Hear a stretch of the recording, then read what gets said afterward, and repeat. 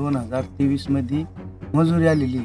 मी सरपंचाला 30,000 रुपये दिलेले मजुरी. 5,000 रुपये तर दिलेले आहे त्यांना पहिले गोटा मंजूर करण्यासाठी.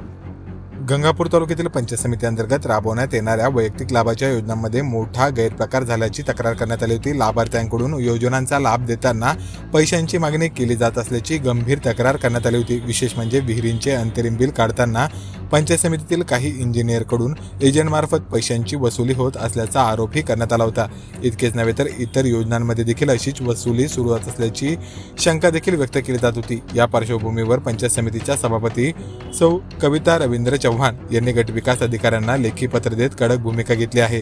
लाभार्थ्यांकडून पैशांची वसुली होत असेल तर ती अजिबात खपवून घेतली जाणार नाही. संबंधितांवर कठोर कारवाई केली जाईल. सभापतींनी स्पष्ट निर्देश दिले आहे की पंचायत समितीतील सर्व अधिकारी आणि कर्मचाऱ्यांनी कोणत्याही योजनांमध्ये लाभार्थ्यांकडून पैसे घेऊ नये. येत्या 5 एप्रिल नंतर त्या स्वतः गावामध्ये जाऊन लाभार्थ्यांच्या भेटी घेणार आहे. यावेळी जर पुराव्यानिशी तक्रार आढळली तर संबंधितांवर थेट कायदेशीर कारवाई करण्यात येईल असा इशारा त्यांच्याकडून देण्यात आला आहे. गंगापूर पंचायत समितीतील या प्रकारामुळे प्रशासनावर प्रश्नचिन्ह निर्माण झाले आहे.